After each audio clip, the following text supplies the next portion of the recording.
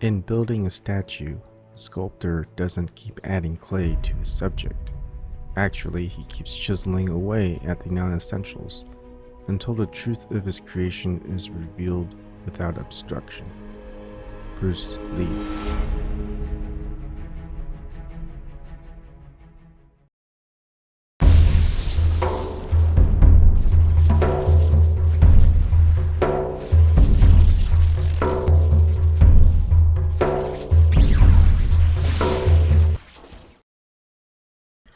Good afternoon, everybody.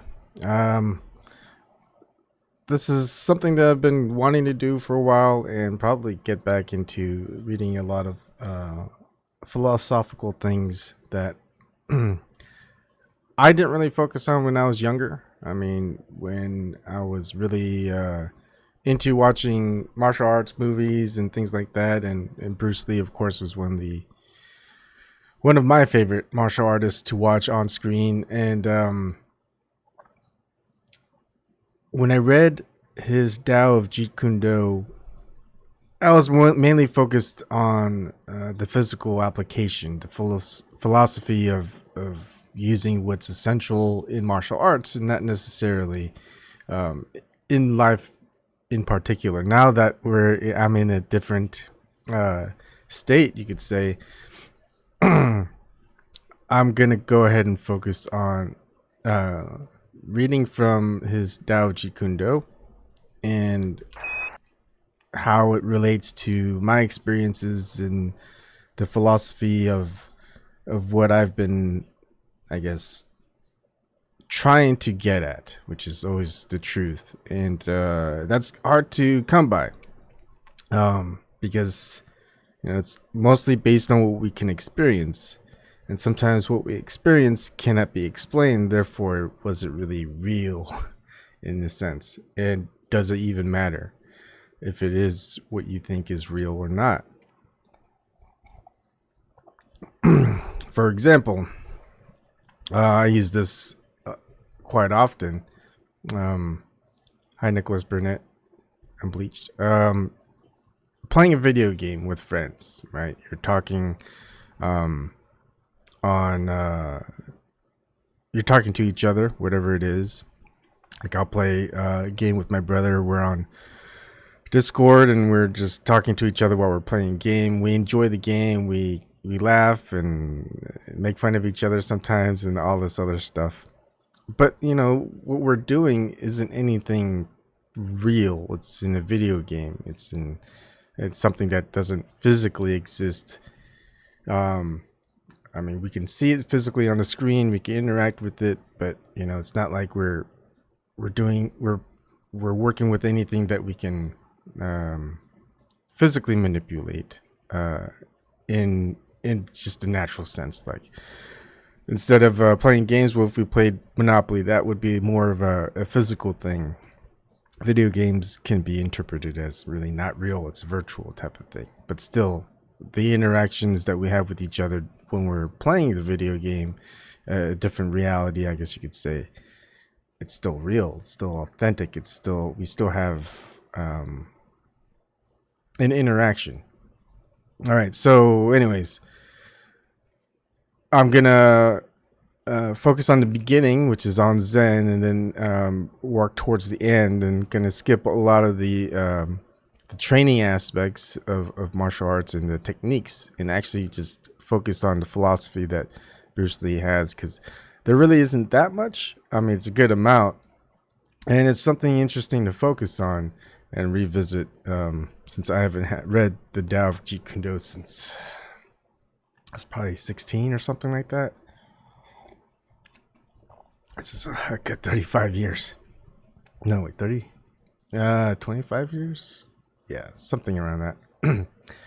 Okay, so this first one, to obtain enlightenment in martial art means the extinction of everything which obscures the true knowledge, the real life. Now, I find it interesting that he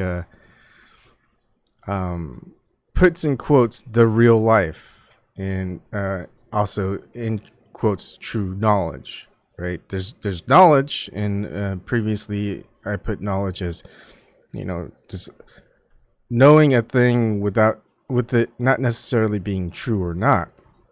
And this one, he definitely emphasizes true knowledge, right? So rather than having knowledge of something that's not true, like say you have all the knowledge in the world about the Easter Bunny, but does the Easter Bunny really exist?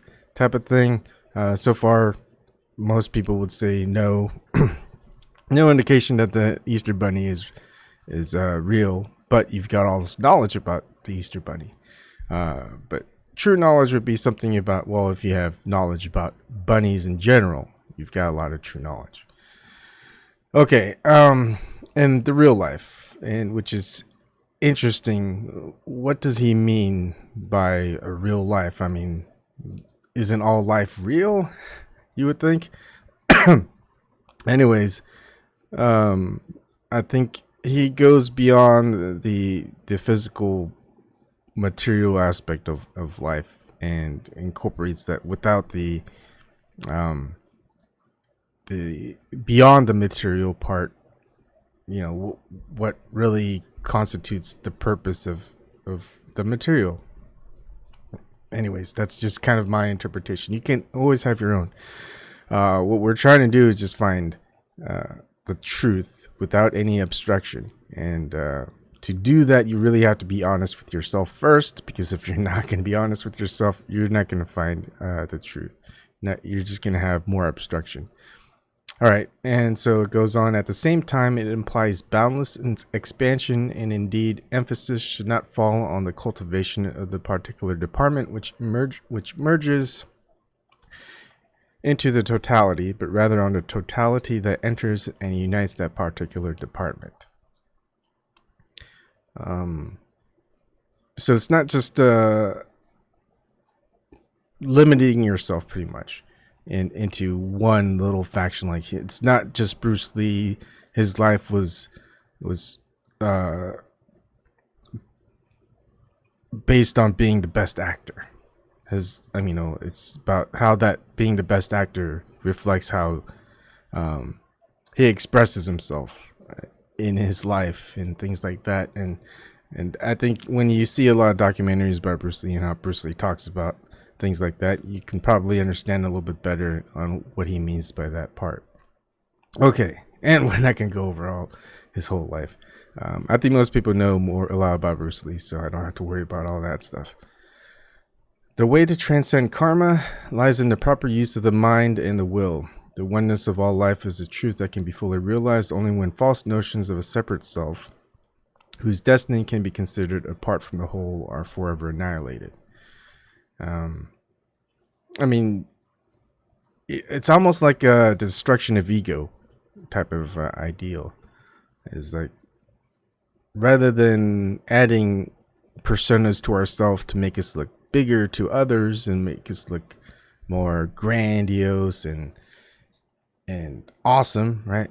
Just putting on an act. It's to actually do away with all of that, all those false notions of what yourself is, and just remove it from yourself. And you're going to realize that you're going to have a proper use for yourself. That fake part of yourself is pretty much useless in many ways. It doesn't get anything done. Imagine, acting like you're like the best at some game, best at some job, best at some whatever. You're really not. You're just pretending to be, and have that false notion of confidence. You're really not confident because you have to lie, right? So that's not really confidence. You're just building upon this false sense of confidence that everyone sees as, hey, that person's pretty confident, but deep down, no, not really. So that type of thing. And once you do away with that false confidence, what do you get? You get true confidence, right? All right. So the next one, and we may have to. There's always some stuff on the side, so I'll have to keep a lookout on that. Next one, voidness is that which stands right in the middle between this and that. The void is all-inclusive, having no opposite. There is nothing which it excludes or opposes. It is living void because all forms come out of it, and whoever realizes the void is filled with life and power and the love of all beings.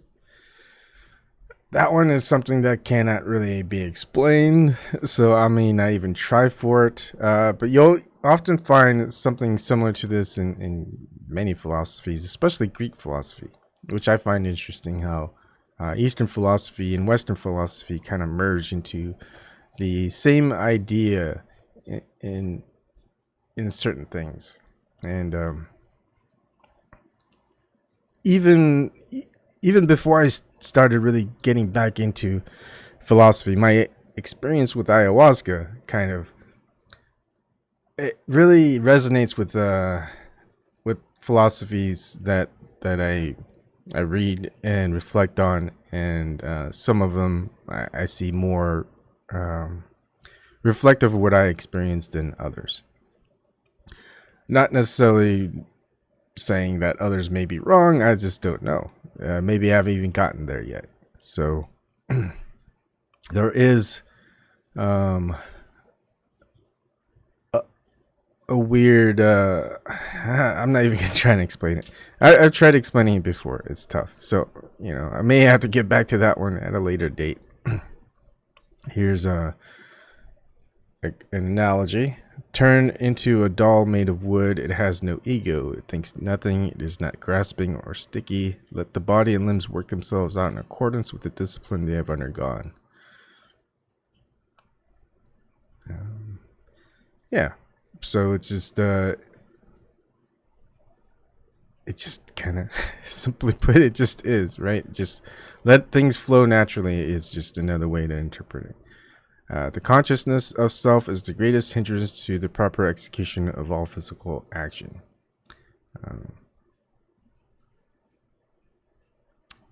Yeah, it's I would say it's like practicing a technique like a punch, okay? And you're focusing on yourself punching. You're not going to use that punch in the greatest way, I guess you could say, by focusing on how your body moves and how you follow through on a punch, how you may use your hips or whatever. What you want to do is use that punch and what the purpose of that punch is going to do, and thus you're going to try out all these different types of punches and use your body in different ways. See what's the most effective part of that punch on whatever that you're trying to do with that punch. If you're punching a punching bag, you're trying to punch through a piece of wood, punch through grains of sand, whatever. And so whether you're trying to make it so that it doesn't hurt so much, or that you're just applying more power to it. If you focus more on yourself and how it looks, it's not necessarily going to apply very well, whatever you're doing with that punch. You really want to focus on the different ways of how that punch is going to actually be essential to what it's supposed to do, right? It's like playing basketball. I play basketball, or at least I played a lot. And I used to score pretty well, but it didn't look very good, right? But the whole point of basketball isn't to look good. It's not supposed to look stylish. I mean, you probably get bonus points if you look stylish and you score a point. But the goal is, of course, to win the game, score points if you're trying to shoot the ball or go for a layup. But I play with a lot of people who look stylish, and people go ooh ah, except they'll miss. And me is like, I score, it doesn't look very pretty, and they go, ooh, people give me those types of voices and stuff. And for me, it didn't matter. I wasn't about looking good while I'm taking a shot. I was taking a shot to score, and if it scores, it works for me, right? So don't worry about how that technique looks when you're applying it. Just focus on what the result is that you're looking for with that application. This next one: if nothing within you stays rigid, Outward things will disclose themselves. Moving, be like water. Still, be like a mirror. Respond like an echo. So try not to, I guess you could say, think too much. It's like, if you're trying to mimic someone else doing the, copying exact motions or whatever they're doing, it's easier when you're not thinking about it. You just mimic them as they move, and not really focus on the minute details. And then once you get used to the motions that they have, you can focus on the details as you've kind of focused on just the general movement of things.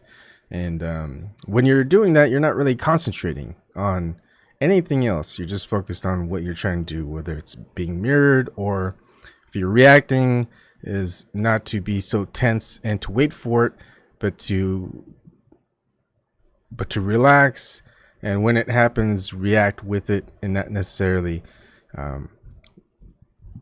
being like waiting for something to happen.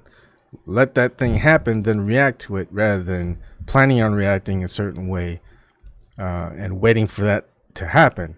By that time, you're going to be a little bit rigid. You're not going to flow correctly. You're not going to move in the way that you really planned. You could do that in practice. You can practice things, but when the situation comes, you don't wait for that situation to come and then react to that situation.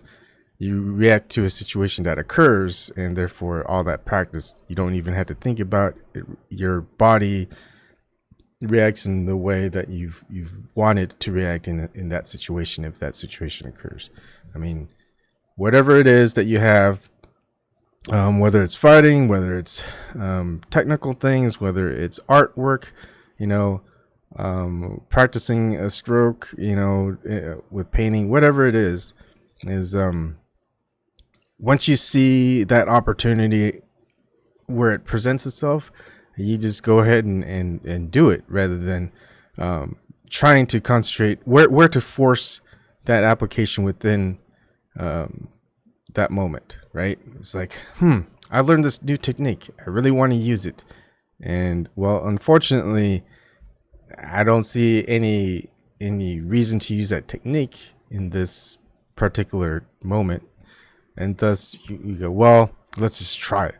And you try it, and it's like, it didn't work, But once you see a moment where one of your techniques can be useful, you're just right there. You're ready to use it.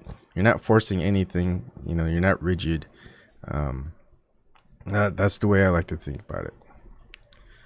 Oops. Nothingness cannot be defined. The softest thing cannot be snapped. I mean, I remember it's like going out, even nature has a great thing. If you go out and you want to break some sticks, you find the dead sticks, right?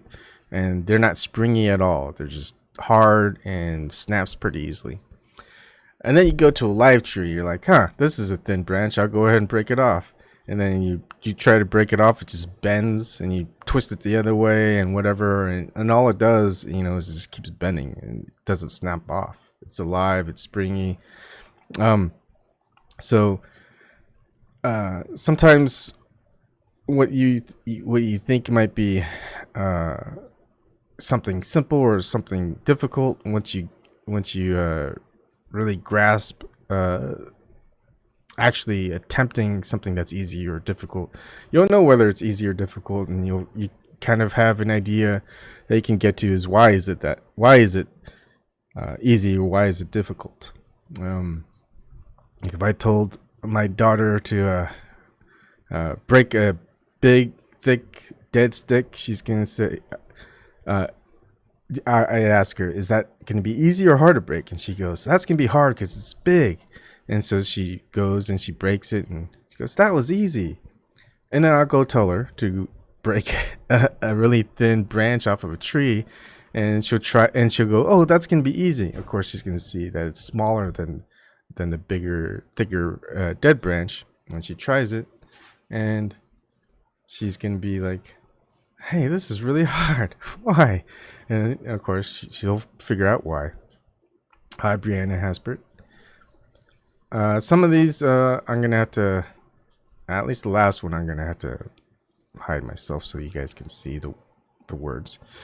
All right. I'm moving and not moving at all. I'm like the moon underneath the waves that ever go on rolling and rocking. It is not I am doing this, but rather an inner realization that this is happening through me, or it is doing this for me. The consciousness of self is the greatest hindrance to the proper execution of all physical action. Oh, okay, I kind of went through that. This has just more imagery involved, so you can kind of visualize it a little bit better.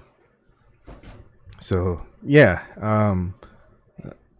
don't focus too much on yourself. Focus on what you're doing through yourself. You know, I kind of liken it to when you have these ideas pop in your head. Is that you formulating these ideas, or are those ideas just moving through whatever space that's moving through, and you're just able to pick up on it? And some people, maybe they're just not aware of something like that. It's tough to tell, but it's like, where does something like that, where that you would never think of some idea or some creative thing, and all of a sudden it pops into your head. It's like, how did you formulate that? How does it just happen? Okay, so let me hide myself. The localization of the mind means it's freezing. When it ceases to flow freely as it is needed, is no more the mind in its suchness. So I would say it's, if you're too focused on one particular aspect of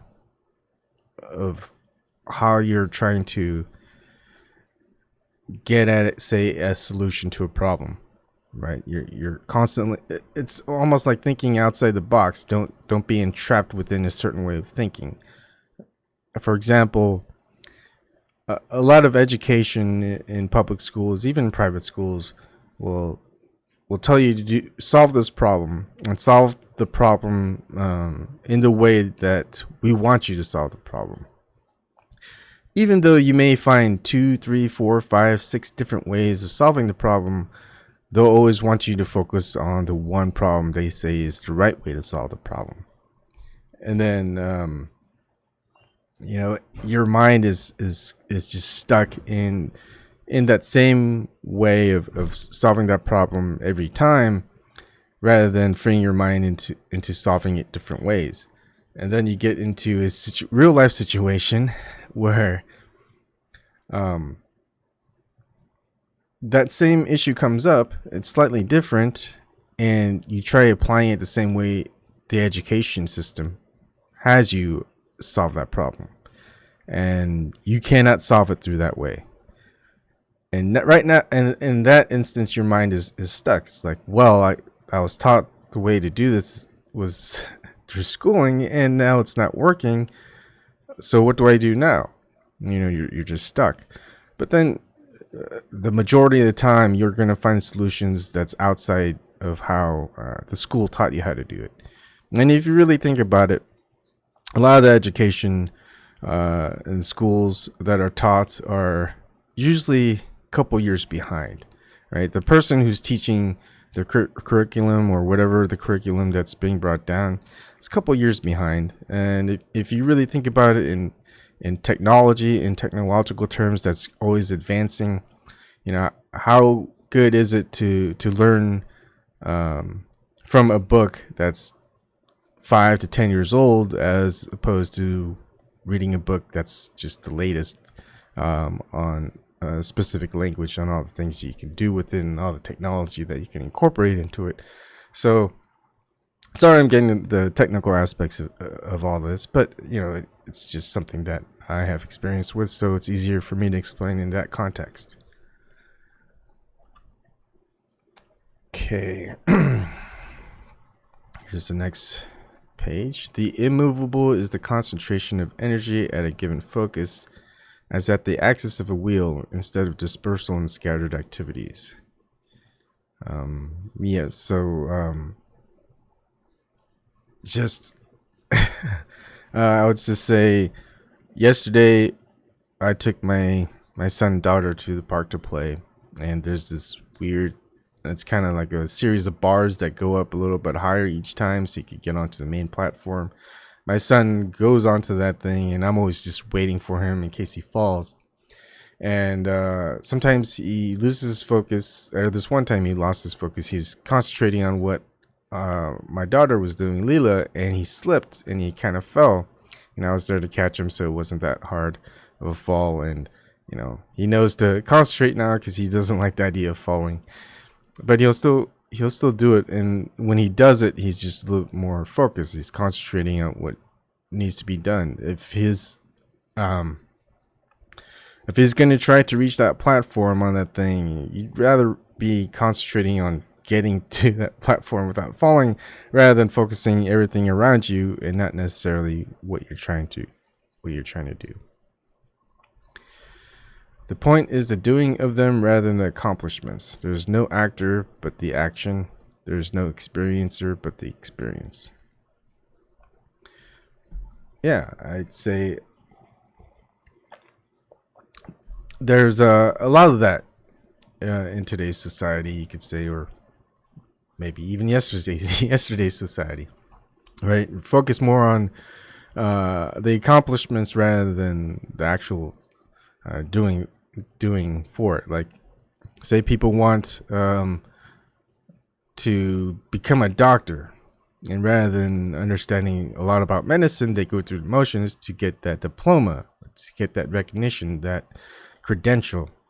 Say, look, I've accomplished my studies, now I can apply it. Except rather than knowing to apply it correctly, regardless if they get accomplishments or not, they're more focused on figuring out how to be a better doctor rather than being a better student. So the experience in itself is better than the act of that experience in order to get recognition for that experience, that which you didn't really have. It'd be similar to trying to I don't know, let's see. Rather than saying that, okay, for example, what's the point of being a doctor to you? Is it to help people who are sick and heal them? Or is it to make a lot of money? Because I know a lot of Asian parents, especially, they go, I want you to grow up, be a doctor and a lawyer. And it's like, well, why do you want me to be a doctor or a lawyer? And they'll go, well, you'll be more respectable and you'll get a lot of money. It's like, the whole purpose of being a lawyer, you would think, is to help people who are in trouble with the law. Or being a doctor would be helping people who are sick and injured and healing them so they're not sick or injured. Yet again, the parents are thinking more about your safety, your whatever nest egg, being able to live on your own comfortably, type of thing. But they're not really focused on what you do with that profession, but they're more focused on what you get with by doing that profession within society. And that's where I always go, no, I don't want to be a doctor or a lawyer just because of that, because that's not what I want to do. All right. To see a thing uncolored by one's own personal preferences and desires is to see it in its own pristine simplicity. I'd say just a breakdown of just what is natural to you, So I guess one simple way to do this is you want to walk cool, right? Practice walking cool. You have to have a swagger, right? You go a certain way, and it's just you want to appear something like that to others with using that swagger. And but when people see that, they'll probably go, "Why are you walking like that? That's why are you walking so funny, or why are you walking like that all of a sudden?" And then why don't you walk normally? And then you've realized that you've walked that way so long that trying to walk normal just seems like an alien thing to do, and so you have to kind of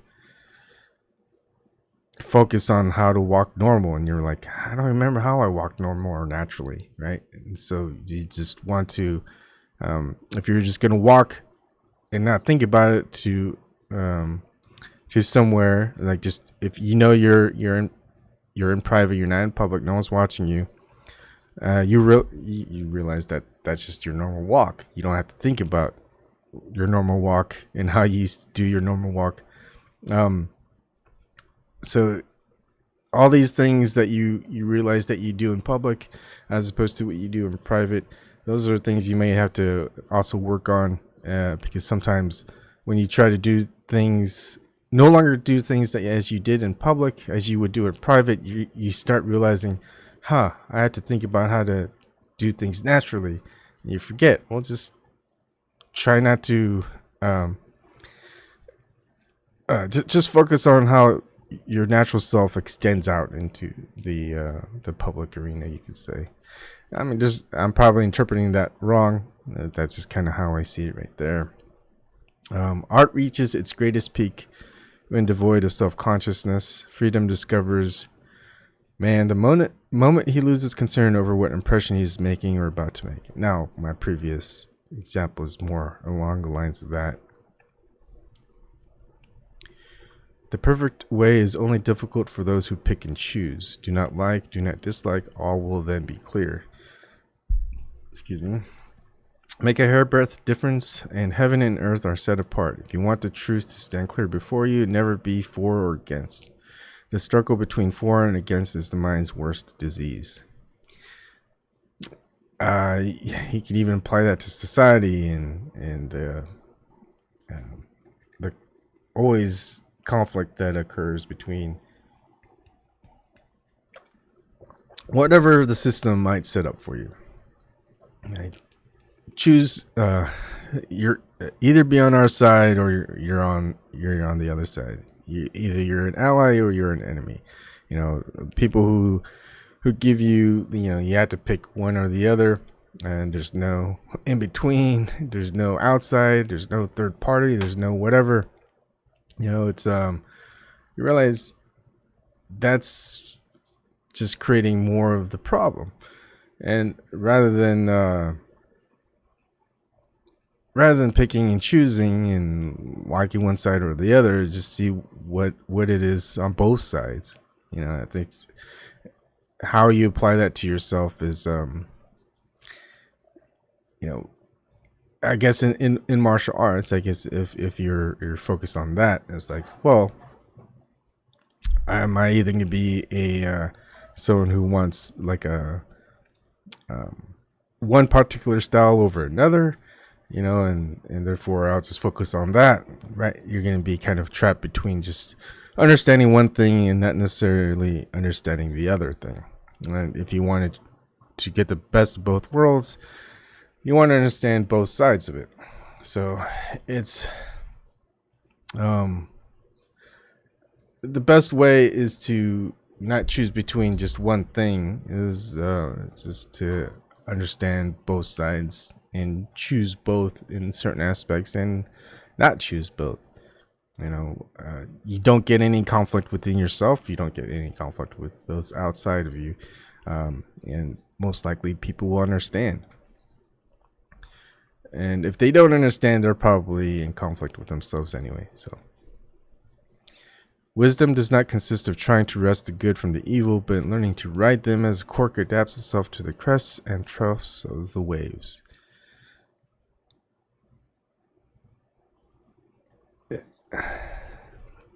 I guess, I think what it is we try as humans to set things in stone, set things in writing, set things so that once it's set, there's no deviation from it. We accept whatever is set as immovable.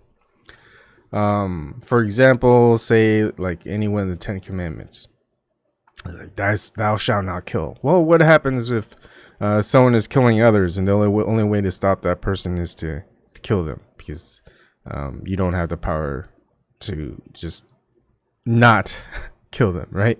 You can't just, if they have like guns and they're shooting everybody and you've got a gun but you don't want to kill them, so you try to shoot them in the leg or whatever, and not kill them, and they still end up killing more people because, well, you didn't kill them. So and of course, if they're killing everybody, what do most people who want to stop that killer do? They have to kill him. Well, so you killed, is that the same thing as what the killer was doing in the first place? It's not necessarily set, because, well, now you have to adjust it. Well, if you're killing someone who's killing people, you could say that there's just cause for that killing. So it's not the same as just in general, do not kill people. And so there's a lot of things that you could say aren't set in stone. But the thing is, if we want to really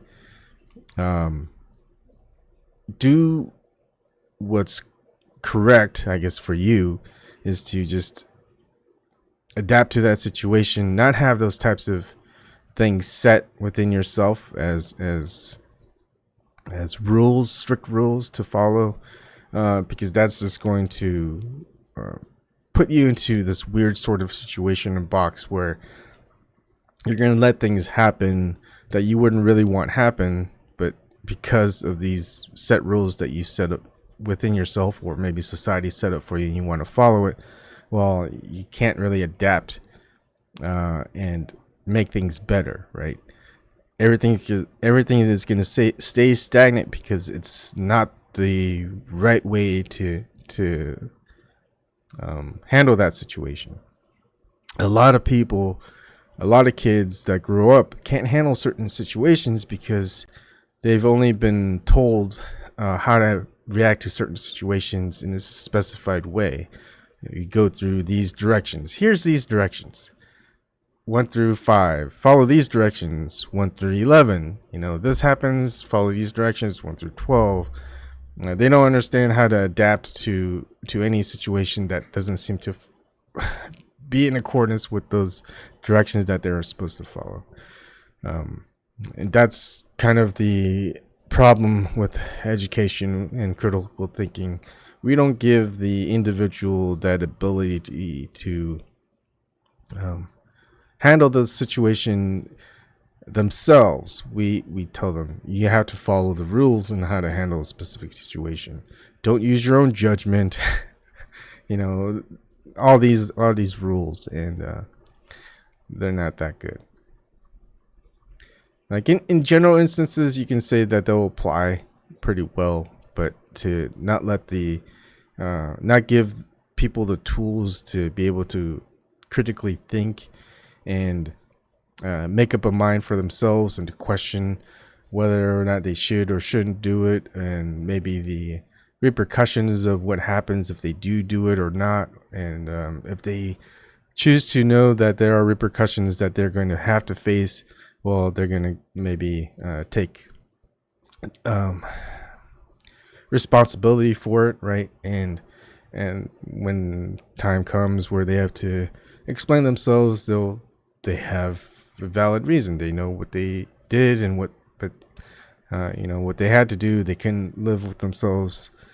It was a conscious decision on their part rather than just a following type of orders thing, right?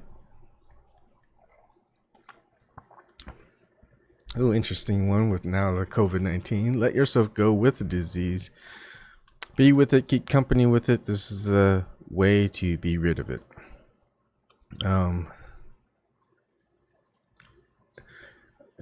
I would say, I mean, it's funny because you could read all of this and apply it with martial arts.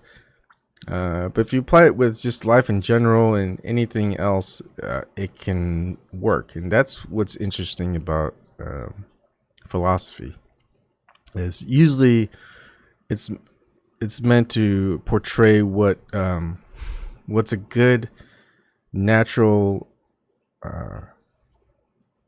solution, I guess you could say, at to one particular thing, but it applies to almost everything else. And that's why you would call it like the philosophy of truth, because that truth, that philosophy applies to everything. But if you use it in context with something that's specific in some way, it can be helpful. For example, let's say you get sick with a cold. Rather than fighting the symptoms of the cold, like you're coughing, well, you want to suppress the coughing because society says you don't want to cough. But what you're actually doing when you're coughing is you're letting all the bad stuff out. And if you're sneezing and your mucus up, you go to pharmaceutical, they'll say you're going to suppress that mucus. But in reality, you don't want that disease to be inside your system.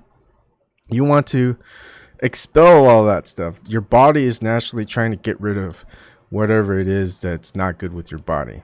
It'd be like, well, I have a lot of diarrhea, so I'm going to go to the pharmacy and get anti-diarrhea pills. Well, your body, and thus, you're not going to go release, purge whatever that needs to happen, and thus that stays within you and it's not going to go away.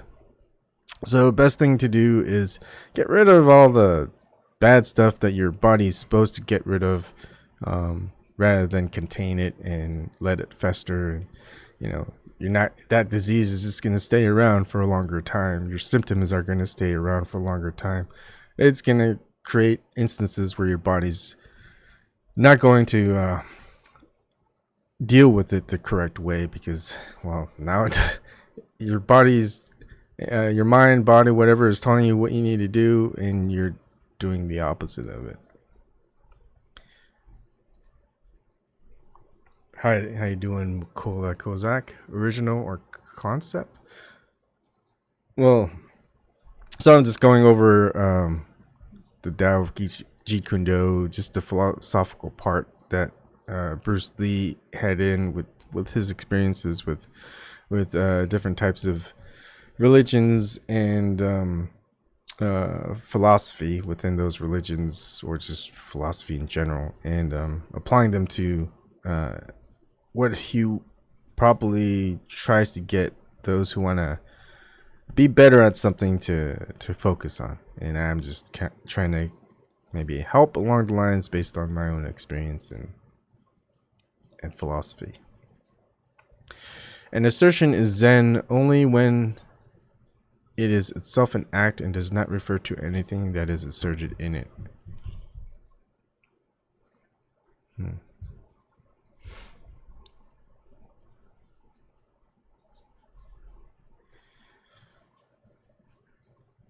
That one is a tough one.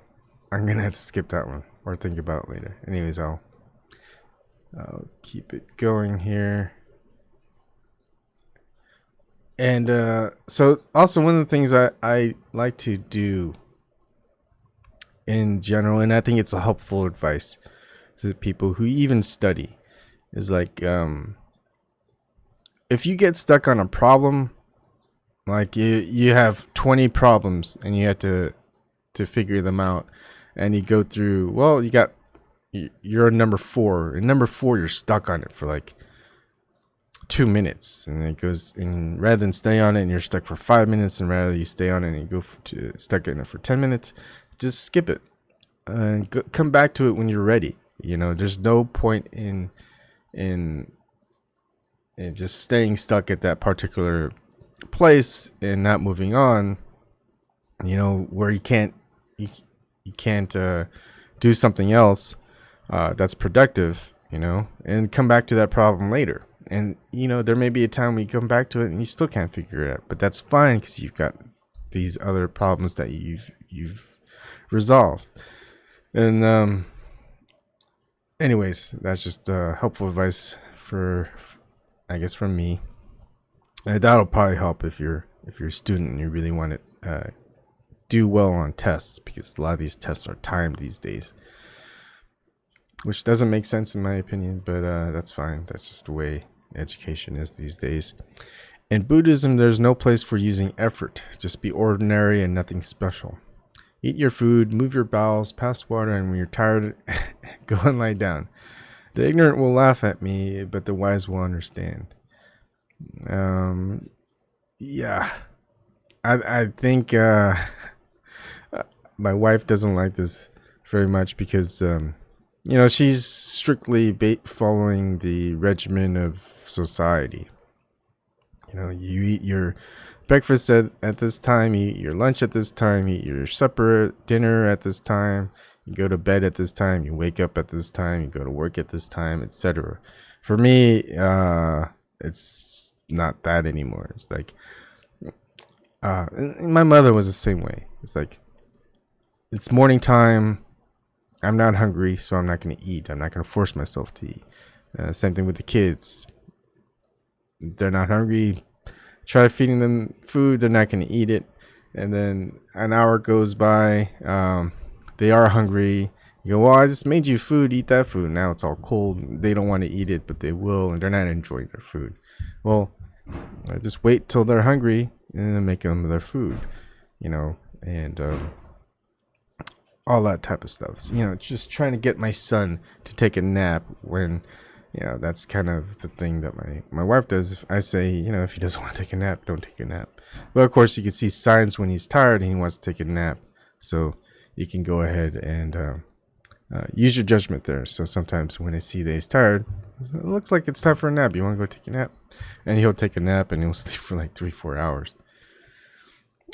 So yeah, when I go tired, I just lie down and I fall asleep. I remember when I was on a strict regimen. Hi, Roland. You want to come here? You want to go to a playground? With my lion.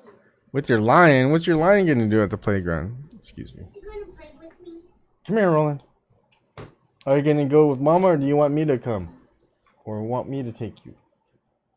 Mama. You want Mama? Yeah, Okay. I was busy on the garden. Okay. So she's not. You have to do it. All right. Well, stay tuned for part 2. I thought I would be able to get this done, but I don't know what I'm thinking sometimes. I'm gonna take him out to the park. All right. Give me a few minutes. All right. Thank you for joining me. I'll do a continuation part 2 of this, and I'll see y'all later.